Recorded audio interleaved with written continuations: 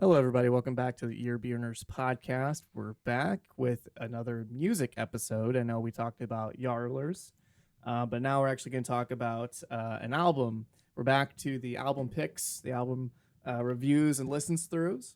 So I know it's been a while. I think, honestly, I don't need to go back and talk a lot about it because I already posted my video about the birth story, the reason why we've been gone for so long. Brock and I had COVID. Brock had COVID. So Brock got COVID. And yeah, so I have a baby who's actually really not happy right now, but she's upstairs with her mom right now. So yeah, I'll probably have a few dirty diapers to change when I go back. Yeah. Oh yeah, they go through diapers like crazy. Like you're gonna go upstairs and there's gonna be a few waiting for you. No, as in like throughout the night. Okay. Yeah, yeah. I don't know how it works. I usually change the one in the morning when I get up and I change her. Good for you, yeah. dude. That's nice. Yeah, but it's good being a dad. It's kind of cool. It's kind of a cool feeling. But yeah. Anyways, this is the Ear Burners podcast. Please check out us talking about Yarlers and putting them on a tier list. That was a lot of fun. Yeah, I had a good time. Yeah, we both had a good time. That was fun.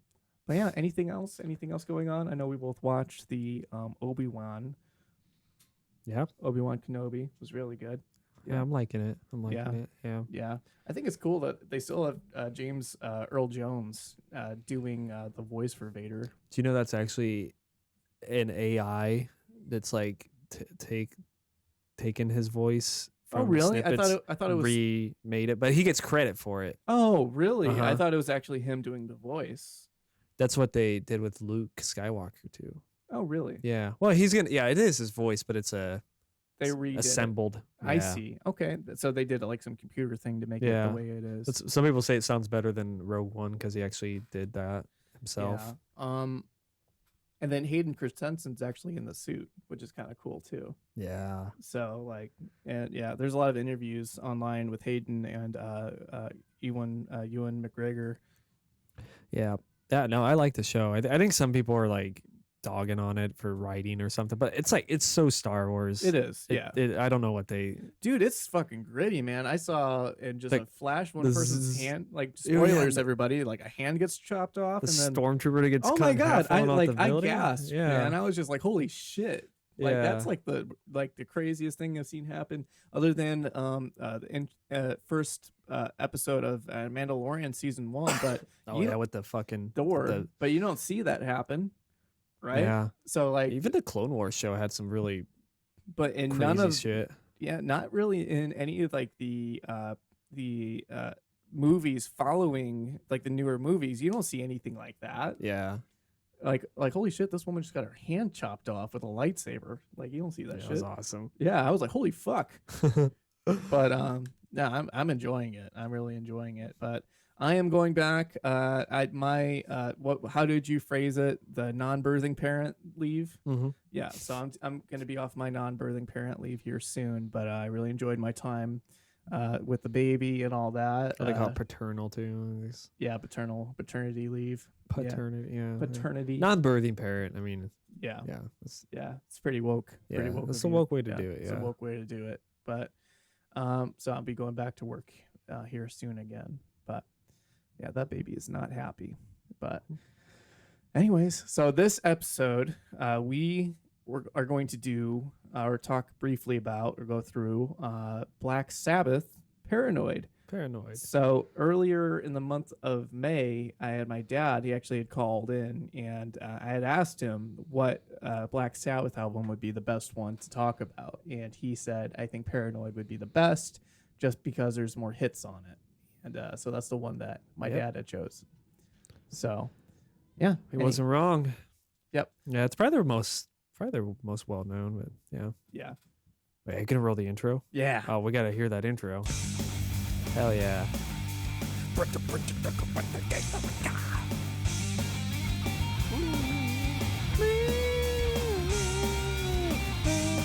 Sorry. Oh, you're fine. You're finer. Bruh.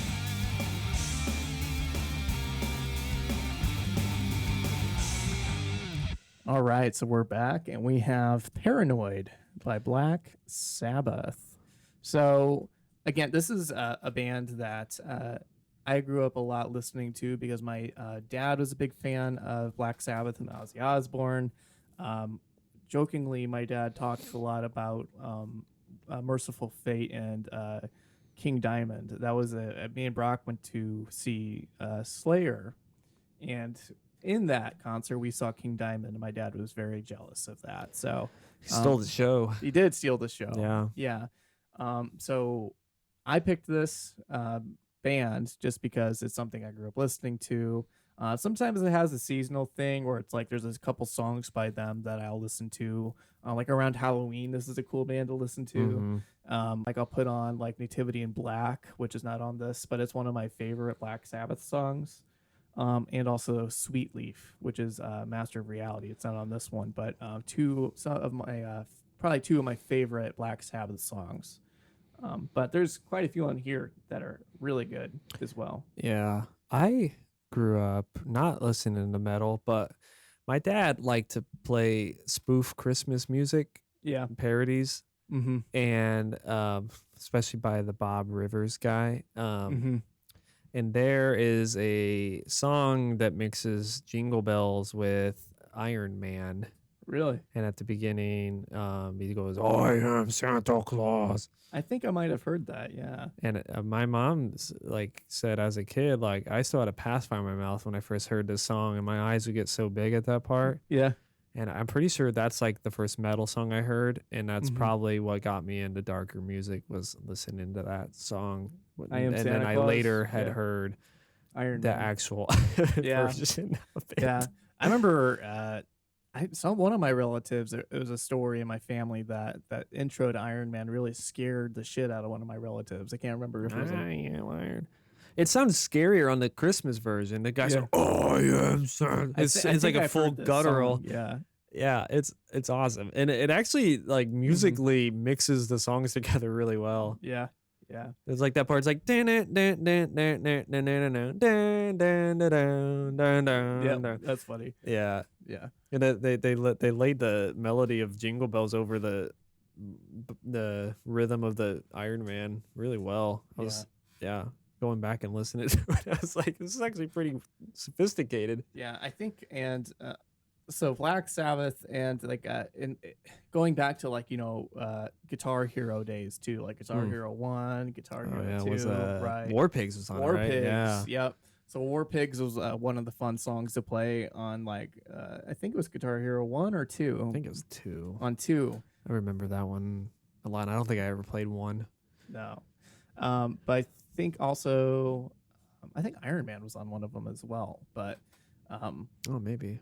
I think I had mentioned you saying in the last episode that War Pigs single-handedly had created almost a whole genre in itself. You said it was like or if not War Pigs, then definitely Masters of Reality. I think that spawned the doom metal genre. Okay. And I mean, I honestly, even listening to this and even the first album, it was there. I mean, it just always leans on blues really when they're doing that slow stuff. But I think some metal fans took that style and didn't have as much like blues influence, and they just said, let's slow down metal, and I think that's what really led to it. But honestly, I think Black Sabbath just is in one way or another responsible for most metal genres. Yeah, I'd say so. And the thing is, like Tony Iommi, like he originally was from a blues band, correct? I think so. And I think he brought a lot of that with him to this. He did a stint in Jethro Tull. Do you know that? I think that sounds familiar. Yeah, and they were called Earth originally until they like showed up at a gig, and the fans there were like all dressed in nice clothes because they were expecting a different band. And they're like, "Why don't you play your album?" And they're like, "We don't have an album," because they did this and Black Sabbath, the first album in the same year. Oh wow! They got together and then did this, and then I think Paranoid was just like a jam session that they turned into a song because they needed a little filler. But yeah, no, this album's cool. I think I definitely hadn't really listened to like the back half. I think I knew Electric Funeral, but the last couple of tracks, I liked them a lot because I know we could talk the the first half of the album to death. But Yeah, exactly. like Yeah. Jack the Stripper, super cool Yeah. song. Yeah. A lot of their a lot of the melodies they play throughout this album, you can just hear the influence in other metal bands. Yeah, absolutely. Yeah. And yeah, so like War Pigs, I think we if you're listening to this and you haven't listened to War Pigs, listen to War Pigs. Definitely a great track. And one that's pretty, it's a song about warmongers and, you know, uh, not caring for the general good of man. People in power that are playing it quite literally. The lyric in the song is, it's like pawns and chess, and at the end of the song, like everything comes to an end and their judgment day comes and Satan is basically banishing them all to hell. Yeah. So Fuck yeah. fuck yeah, Satan. Yeah, that's what this album's about, brah. Satan. I like the whole song, and I really love like the what's going on in like the back half of the song too, with the dun, dun, dun, dun, dun, dun, Yeah, oh yeah, dun, that dun, dun, dun. this album is full of so many cool riffs, and that's one thing I love about Sabbath is even their chunkier riffs are they're really, I don't know, in your face, and they're really cool. The bass also, the bassist to Sabbath, great. But yeah, the ending part of War Pigs is a lot of fun because it's more noodly.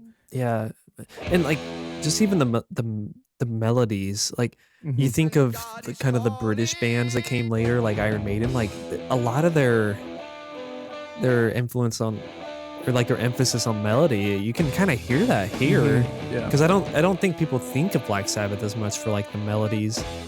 that's one of my favorite things about Sabbath, and not just the chunkier riffs, but like I gravitate to like Iron Man and a few other songs on here.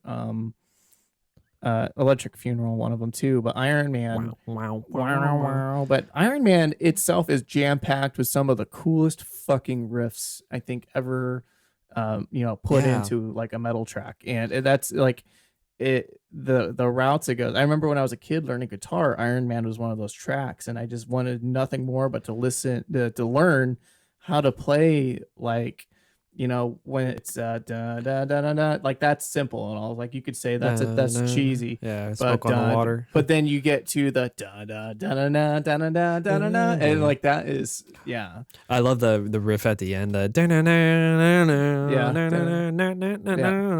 Yeah. And there's kind of something similar in War Pigs, a kind of similar. Yeah. I forget what part it's at. You know what I'm talking about?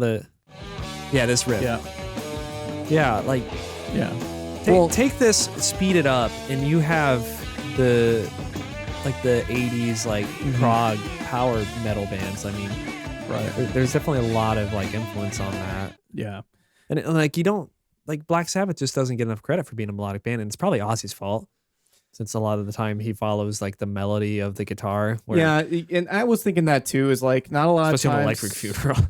Yeah, you don't really hear him going off and branching off and doing his own more melodic thing, whereas it's mostly reliant on whatever the instruments are doing, whether that's the drum rhythm or the guitar. I am Iron Man. Yeah. And a lot of songs are like that. To his credit, the War Pigs, he there's a lot more play between he and the rest of the band. Yeah, he's got to fill in that with just him, but it's still a pretty linear. Candles gather in a black places. Maybe it's, I guess if they didn't do it that way, he and Tony Iommi was playing, they would probably be playing right in sync. But yeah, he's such a good front man. But I think I watched the documentary because it's been like a month since we've had to listen to this. Yeah. And like, to be fair to Ozzy and like even his own stuff, he's not solely dependent on the instruments. That's just a take in some of the songs he's on. Like, but some songs it's a lot. Yeah. But I mean, even in the documentary, when they recruited Dio, they're like, well, he is objectively a better vocalist. Yeah. Ozzy was an enigmatic, charismatic front man. Yeah, and I don't mind Ozzy's voice. Yeah, no. There's some tracks on here like I love that it's Ozzy doing it. Yeah. I couldn't really imagine. Oh yeah, really anybody else doing it. I can't imagine he and Dio like I've not They're listened just to. two. I've never like, heard Dio do yeah. a Ozzy song. I haven't really listened to Right. enough live stuff. Right. I mean, I'm sure he'd do fine. I don't know if Ozzy could do what Dio did, but maybe No. Dio could. No. Well, Dio's dead, but I don't know if he R.I.P. could do. Yeah. But there's some things Ozzy does that I do like. But Or paranoid. Yeah. Yep, he's doing it there. yeah. Yeah, I Good with my woman, and it's da-na-na-na, yeah. I guess I can't think of a song on this album where Ozzy does kind of Right. lay his own melody. I'm trying to think of what is the rhythm pattern in Nativity in Black. That is. You just made me think of Indigata Davida. That's the or Sunshine of Your Love. Sunshine of Your Love, yeah. Yeah. Yeah. I guess Ozzy doesn't have to, like, he's not required to do it, because I think at the end of the day, you come to this album for Tony Iommi's riffs. Right. Or the rhythm sections. Oh grooves. no. I'm sorry, I just completely derailed you. Sorry. You were saying? About what? I'm so sorry. It just came back to my mind, but you were saying. Oh. No, I guess we come here mostly for the riffs and like the chunkiness. It's like and Ozzy does a really good job at giving us him without overshadowing that at all. And what I think a singer who's really up their own ass about how good they can sing could actually derail what the band's doing too. Mm-hmm. If not like properly planned. So I think Ozzy doing a more minimalistic approach to the melody may have benefited the music. Obviously it has. I mean, they're true. Probably the biggest metal band out there, save for Metallica. But yeah, what were you gonna?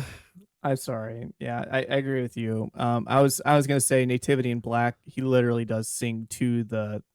Because da na na na na na na na na. Oh yeah. My name is Lucifer. Please take my hand. Yeah. So he sings to the instruments. He and I think as he got more into is more experienced is maybe when he could branch off a bit more and do his own thing. But yeah, and unfortunately, I've not really listened to a lot of later Ozzy stuff in the band. I mean, I know a little bit of Sunday or Sabbath, Bloody Sabbath, but and I'll be honest, I don't totally care for his solo stuff that much. Yeah, Bark at the Moon. Bark at the Moon. Crazy Train. Yeah. But yeah. In Crazy Train, I mean, I'm here for that riff. I never really liked the song once it took off. Right. After that. Yeah. No. It sounded so happy. You forget how to love. Yeah. No, you forget is it too late to learn how to love and forget how to hate? Yeah. Yep. I guess he does do a little more melody when you're thinking about that. Yeah. Yeah. But I mean, he was always just like the crazy guy at the front of the stage. Yeah. I mean, I think my favorite song is still Black Sabbath by Black Sabbath off the album Black Sabbath. Yes. But you know what's a surprising gem of a song? It's Planet Caravan. Yeah, I mean, Paranoid needs no introduction. Do we need to talk about Paranoid? Not really, no. Paranoid's a pretty popular one. This song is cool. It's like really psychedelic. Psychedelic. Yeah. Really kind of bass heavy. Yeah. Yeah, it's really trippy. And you know what? He's actually, listen to his singing.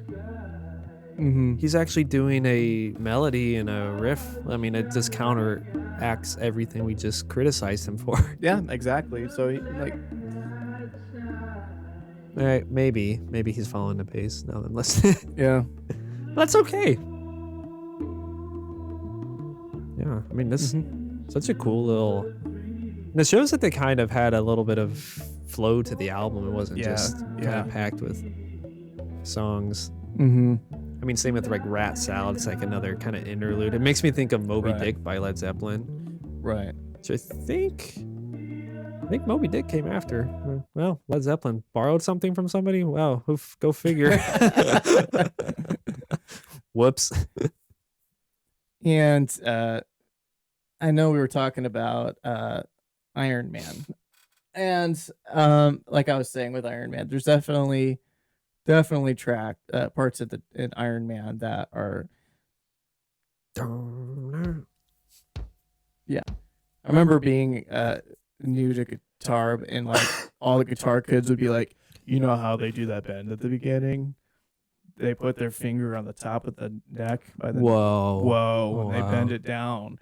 Like only experienced guitar players with like really thick calluses can do it because it's such a hard bend to do. Yeah, I'm like, sorry, my strings are too thick. I use bass strings. Yeah. So I play gent. The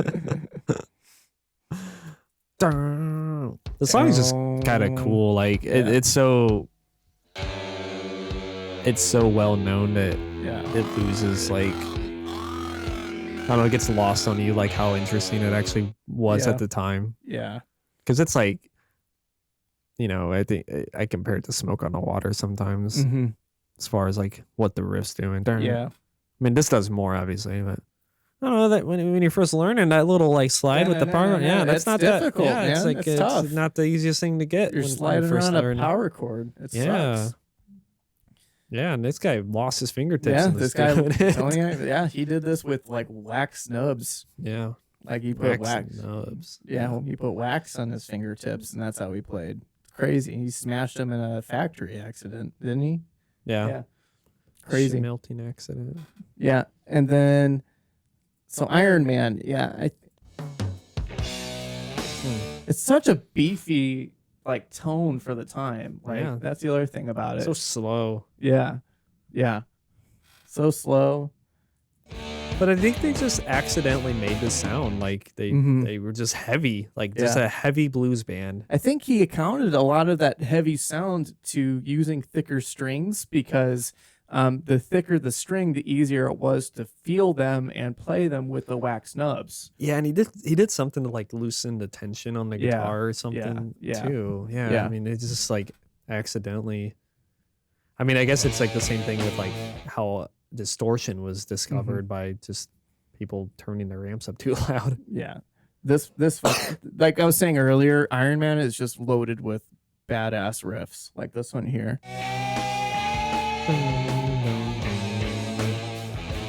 Yeah, it's so fucking cool.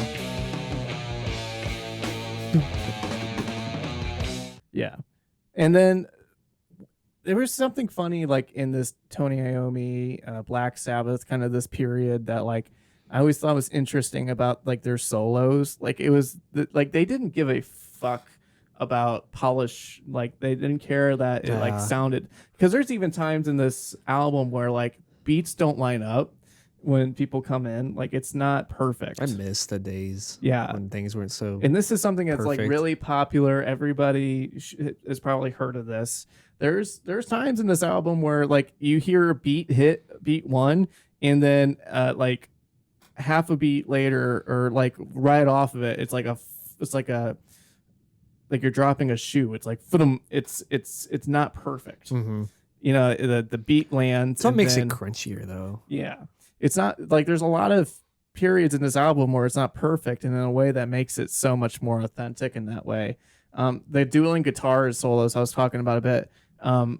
It just sounds like why are they doing this? It's like you got these two guitars on each side that are just doing this hammer on pull off whaley thing, and at the end of this song, like the left guitar, one of the guitars just completely fucking gives up, comes in, dies again, then comes back in while the other guitar is still wailing, trying to do the same, and they just left it. They didn't care. They did, like that's I only had a couple takes at it. I mean, I don't know how many. What was it? They recorded this on an 8-track recording studio or something. I mean, it was probably because there's only one guitar player in this band. Holy shit!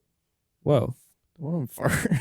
Oh, yeah. Well, it was Aggie. Aggie. No. But yeah, there's only one Tony Iommi, so he went and recorded again. Played, with himself. I think.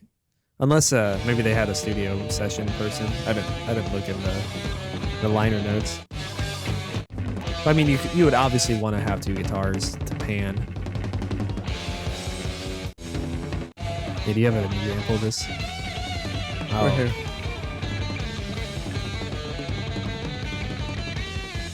This guitar's going crazy. The other one's like I never noticed. trying their best.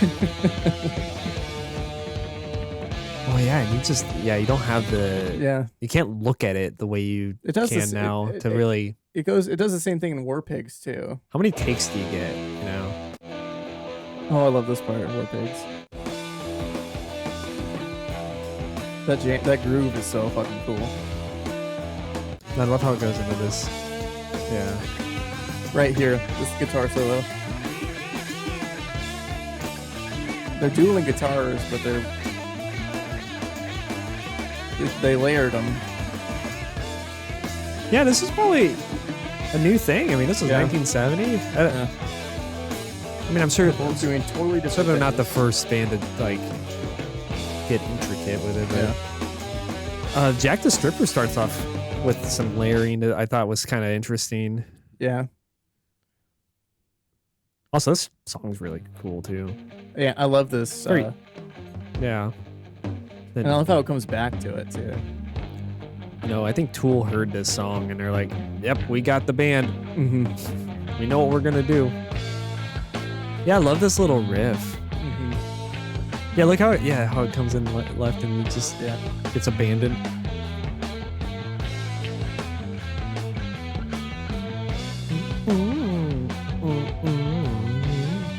That's so cool. That is cool. Underrated track right here. Yeah.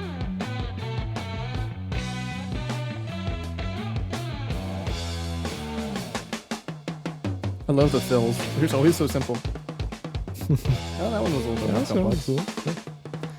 Well, he looks like an animal when he plays. Yeah. And like the way this transitions into like the little it's so cool.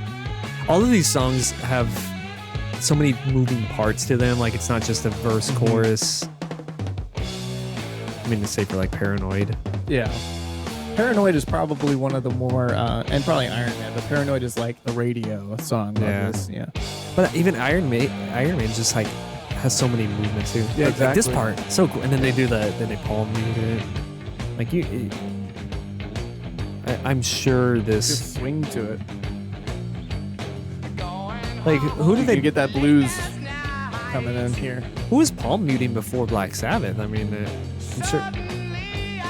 Like this is such a common metal like Yeah, trope that you're I'm right. sure was popularized by this. I mean, you probably get a lot of palm muting in blues, like in Yeah. that same kind of, because that's Yeah, basically I that's don't a think blues riff. I don't think they really invented anything. Right, because you could But they probably just hear brought the it- Doors doing something like that, or Yeah, that's true. Yeah. They brought it to a heavier place. yeah, ZZ And I mean- Top does that. I don't know who came first, but ZZ Top or Like these have all become cliches, and it's probably in part due to just how popular Black Sabbath made in like a heavy Right. sense. right, yeah, Yeah, the chugginess of it, yeah. Mhm. But yeah, this is like literally a blues standard. Yeah. Boom, ba, ba, da, ba, and it swung. Yep, and we get a little louder. I mean, Hand of Doom's kind of the same way. You have like the riff, and it's like a quieter part, and then it gets big again, and kind of back and forth, that loud, quiet dynamic. Honestly, Ozzy's His vocal performance in this track is pretty good. yeah, he's I kind of like doing it. his Yeah. he's doing his thing. Yeah. Yeah, he's someone who surprises me because a lot of times like I don't give him enough credit for his vocal talents. Like even on, I mean, his solo song Changes. I mean, Oh yeah, yeah, it's super impressive. that touched another singer so much that he covered it. But yeah, that's a good track. Yeah. Yeah, but yeah, he sings really well.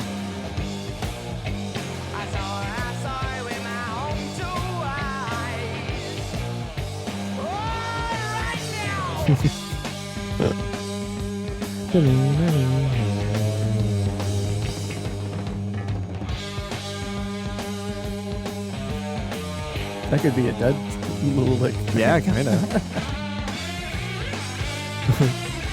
Wait, I gotta listen to the duel. Tony dueling with himself. Yep. I don't think it was a session musician. It sounds like the same guitar player. Yeah, I think so too. Just panned. Yeah. Yeah. Honestly, I think Electric Funeral, I'm not like crazy about it. I like this riff. So I love the riff too. I think Electric Funeral is just like them sitting at a table, just like, now what are all of the most metal things that we can think of? Hand of Doom. And we can combine it all into one song. Yeah. Just think of like people dying or radiation or bombs or like torture. Like they thought of all the things that would sound cool, and they just mod podged it into a song. Yeah, I mean, this is doom metal, man. Yeah.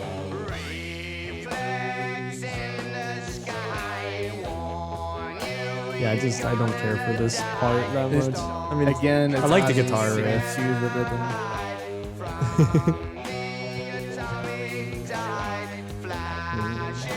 Yep.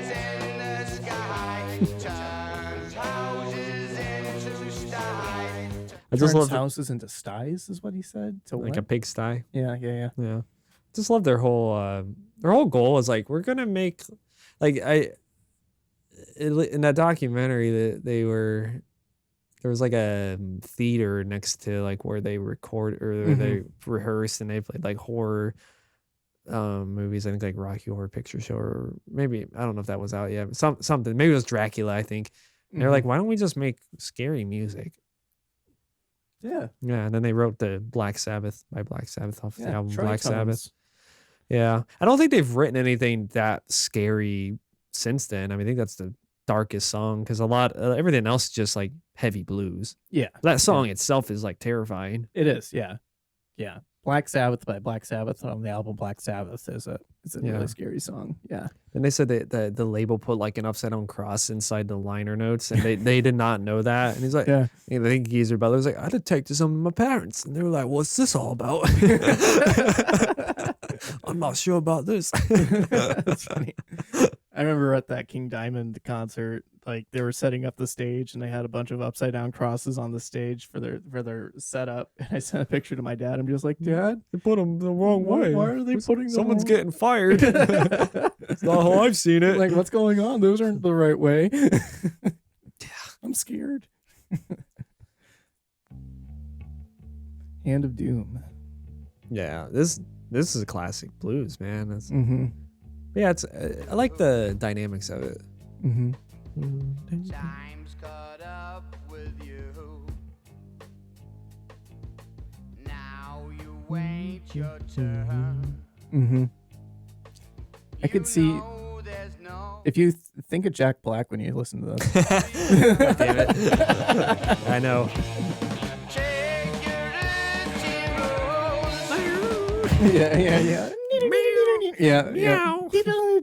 Yeah, like I could see Jack Black all over that. Yeah, that's funny. That is, yeah. Yeah, this is just like a jam.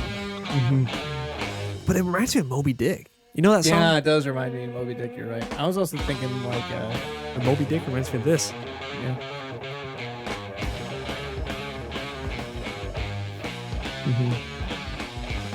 I mean, you think Led Zeppelin had heard of Black Sabbath when they were making their music? Yeah. Because it was about the same time. I don't know what album Moby Dick's off of, since they just number their albums like their fucking PlayStations. But so. Well, then there's also House of the Rising Sun. Is that one? That's the Animals. That's Animals. What is the Zeppelin album with the Rising Sun? Is it Physical Graffiti? I have that on. No, I have Led Zeppelin 2, I think, on vinyl. You know, speaking of Zeppelin, it's got me thinking, like, that's a blues rock band. It's kind of heavy. Yeah. I don't think I would want Robert Plant singing on Black Sabbath, like in the way that, like, because we've continuously pointed out. Yeah, like Ozzy's following the melody. And I think that would be the alternative, is like to have Robert Plant, who I think is overrated. Because, yeah, like I don't think I'd want someone going so far off the music like Robert Plant over Black Sabbath. So, you know what? Ozzy can follow the melody. I'll give him a pass. Mm. You have my approval. And that matters. Houses of the Holy is the album I was thinking of. Yeah. Yeah. Houses of the Holy. Well, look up Moby Dick. What year did that come out? Because it's got the whole everyone stops playing, the drums are doing their thing, which Inagata Devita also did for like way too long.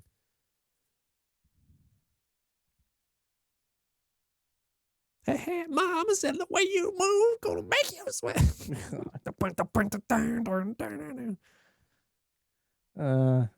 Led Zeppelin's pretty good, man. That's you should on Zeppelin a lot. I used to love Zeppelin. I do I like. I only shit on them when I learned like just how much they copy shit. Yeah, we might get actually taken down for playing Zeppelin, but oh really? Probably. But fuck you, Zeppelin. And you know what? Let us share your music so you get more money. Sorry. But another reason, another nail in the coffin. Yeah, the nerve of Led Zeppelin to copyright strike us. Okay. There's literal videos that show hundreds of riffs from albums that came before them. Countless. And isn't it funny to you that there's like a whole band out there that just their whole thing is that they just sound like Led Zeppelin? Yeah. That's ironic, and I hope Led Zeppelin like learns the irony of that. Yeah. I mean, you can argue that Led Zeppelin took those ideas and made them into better songs, which they probably did. Not gonna lie. And also like the blues historically is kind of like a take and borrow type genre, but I don't know if they should be involved in the conversation because their roots are not the same. Obviously, they're from England. Yeah. So I mean, there is an argument that like they, for a folk genre that you do have liberties like that. Yeah. So yeah, it's a tricky conversation because like if you're making music now, like how difficult would it be if we're trying not to do something that's been done or to like do a section of a song? Because I watched a video about Metallica and it was kind of trying to do the same thing as that Led Zeppelin video, and I don't think they were successful. They were saying like Ride the Lightning copied all these other songs like from Diamond Head and bands that Metallica's open about being influences. Yeah, absolutely. Yeah. But I don't feel like they were literally copy and pasting. Like there was stuff where like there's a Dark Angel album that does a like kind of like one. And then one comes out a little later. I don't think you can call that stealing when it's like a double kick section. Right, I don't feel like it's the same thing. Like chord progressions. Yeah. Like how many same 3-chord songs are out there, right? Right. Like you can't copyright a chord progression. But Robert Plant was like taking literal vocal lines and lyrics and melodies and actual full sections. Where I think like taking a really common guitar riff and as a smaller piece to a bigger whole of a song, I don't think that's the same thing. So I didn't really agree with much of that video on Metallica. I mean, there was like Fade to Black, that song pretty well, right? Oh yeah. Yeah, they had shown a song that like had like that similar chord movement and it was quiet and there was like a solo over it. And I'm like, I don't think that that's so niche that you can call plagiarism. I don't think so either. No. Yeah. I mean, because everyone would owe Black Sabbath money if we were literally saying, right, you can't take this mood or this riff, like, because Black Sabbath kind of gave birth to everything. Really? Yeah, I agree to that. Yeah. What's your favorite song off this album? My favorite song, I would have to say, just from how much I've listened to it, would have to be War Pigs. just because of what it's done for me in my life. And then Iron Man again, I was saying, because of the different movements throughout it. I just love the different riffs and movements. And then Paranoid. But I think those are the three biggest hits. Those are the Yeah. ones that are like some of the more memorable. From there, I'd have to go to Electric Funeral just because I do like that song. I know you said you're not crazy about it, but Jack the Stripper would be next, I think. Yeah, I think like I owe a lot to Iron Man for just musically given direction, I guess. And then War Pigs, yeah. I guess as far as like this listen around the songs I was less familiar with, yeah, Jack the Stripper and Planet Caravan, I think those were like the ones I hadn't really heard to a meaningful degree before. So I really liked those. If I'm like separating what I did know going into what I didn't know. Yeah. So those two definitely. Yeah. Yeah. No, this is a good pick. I think Black Sabbath's a great band. I love them, and I'm sorry to Zeppelin fans. That's a tricky conversation. And I like to make a lot of jokes too, so I sound more callous about it than I really am on that band.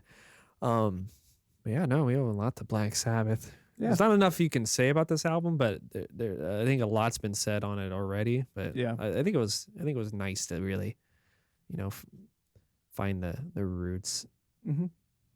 So what are we listening to next week? Dude, I had forgotten that I even had to pick something. Oh, do you not? No, I have something, but Okay. So I'm gonna pick I don't know if it's a baby of mine, Okay. but I also know you just had a baby, so I didn't want to pick anything that was too Okay. head scratching or like too hard to differentiate. But when I was in middle school, there was a band that I really liked, and I still kind of like this album. But it's definitely in that mix between post-hardcore, emo-core, metalcore. And it came out in 2006, and this was like my album for like the emo era of my life. Okay. And it is not the Black Parade. Okay. 'Cause I forgot that came out the same year as this album, and I was like, man, I was just spinning this way harder than that. I even realized that was like the magnum opus of like the movement, and I was literally in the movement and somehow just like not listening to the Black Parade. But it's Define the Great Line by Under Oath. Okay. Under Oath. I know you talked about Under Oath before. Yeah, they were like, you get a lot of bands that are given to you by, your friends, your family.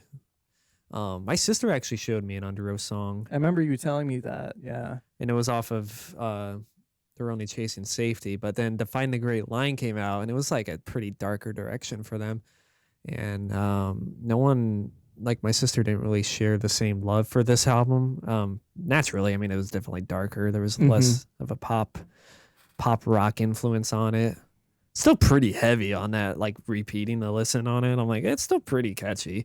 Yeah. But it was definitely like darker. So I was like, I guess I'm on my own with the heavy stuff. Like, I think that was the first band I heard that screamed. Either them or Hawthorne Heights. Okay. So this like definitely put me on this little path. And like going back, I was really surprised at some of the guitar work on it. It was definitely interesting. Later learned that there was like bands doing this before them, but they were definitely the first that I had heard. That caught your yeah, voice, I mean, I think you'll hear a little bit of Converge in this. Okay. If Converge like had a more of a melody and singing. Okay. Yeah. So I'm curious to see if Yeah. if you dig it, or All if right. it sounds too whiny boy nowadays. Honestly. Yeah. Honestly, yeah, coming off of talking about Yarlers to go into like a 2000s. Yeah. That should be our next list. 2000 liners. Oh my god, dude, we could. I don't know. We could just do that one. That'd be such a. That'd be good actually. Go from Yarlers to whiners. Yeah. Yeah, we could just pick out like the decades that just sucked. Yeah. Because like again, this I would actually be interesting to have like Ollie Sykes and Oh, okay. those Mitch Lucker and just kind of yeah, like screamer growlers. Yeah. yeah, I guess that would be hard because like, do we do like a pure like? It would have to be almost pure. You have like, Gerard Ray. Is that his name? Gerard. You'd have to like include like my kind of guy. Yeah, Chiodos, Gerard Way, that's a whiner. Can you Dashboard Confessional, like all those emo bands. Can you? Yeah, but would it? So it would be out of place to have Taking like Back Mitch Sunday. Lucker in that. Yeah, no. So we can't go. He's not a whiny boy. It's just I just put them all together in my mind, but yeah, it would be hard to compare. He's an emo boy, it looks like, but he's not a whiny boy. Yeah. So it needs to be a singer, or like. But then we can have a whole nother one where it's like top tier screamers and growlers, right? Yeah, we might fight though. We might fight on that Yeah. one. That might be. We might go to fisticuffs over that. But Yeah, my F tier list, like I think we need the bigger. Bigger. Yeah. All right. Well, anyways, guys, we'll be next week with you guys listening to Define the Great Line. Yep. And by Under Oath. So we'll be back with that. Thanks, guys, for watching, and we'll be back with you guys. Bless.